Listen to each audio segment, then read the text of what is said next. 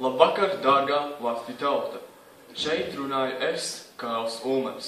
Esmu ieradies no aiz-saules, lai es jums parunātu par to, kā es valdīju, kas mums bija pozitīvi, kas mums bija negatīvi, jo to man ieteica izvērtēt mūsdienu līderi. Tātad, pirmkārt, kādēļ es pārņēmu varu? Šis jautājums tiek mūsdienās ļoti daudz izskatīts, un tas tiek vērtēts arī ļoti kritiski. Bet jums ir jāsaprot, ka bija ļoti liels iemesls, kādēļ mēs to darījām. Demokrātija vairs nebija populāra, tāpēc, ka citās valstīs jau bija iegājies totalitārais režīms vai arī autoritārais režīms, kāds bija arī mums Latvijā manā laikā. Un mūsu valdība bija ļoti sadrumstalota. Bija neskaitāmas partijas, kuras neko nespēja paveikt. Es no viņām atbrīvojos, tā padarot Latvijas valdību daudz vienkāršāku. Mana valdīšana tiek vērtēta ļoti dažādi. Mana valdība tiek kritizēta un arī ļoti cienīta. Īpaši to cilvēku aprindās, kur tajā laikā bija dzīve. Un es vēlētos sākt ar to, ka es pateikšu, ka bija gan pozitīvais, gan negatīvais manā valdīšanas laikā, bet es lepojos ar to, ko es tev paveicu.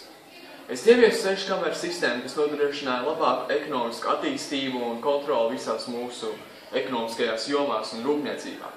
Es pārliecinājos, lai mūsu Latviju uzturētu mūsu elektrību, mūsu valstī ražot elektrība un uzbūvēja elektrostaciju, kas nodrošināja Rīgas rūpnīcas ar nepieciešamo strāvu. Es pārliecinājos, ka valdības darbs bija konkrēts un nesadrumstalots. Notika pārmaiņas un tautai klājās ļoti labi. Sabiedrisko lietu ministrija ieviesa mediju kontroli un cenzūru. Tas tiešām nebija labi darīts.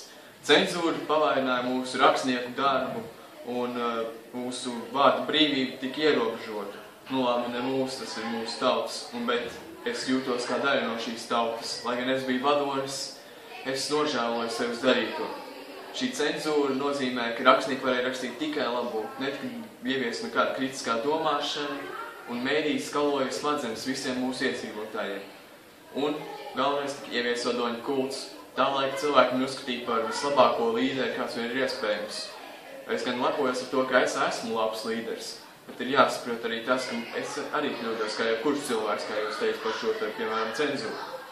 Un tātad šis vadoņu kults nozīmē to, ka cilvēki pat nedomāja, vai es esmu labāks līderis par citiem, vai esmu tas pats labākais. Viņi vienkārši domāja, jā, viņš ir pats labākais. Tas nebija pareizi, un es to nožēloju. Un es jums tagad par to atvainojos.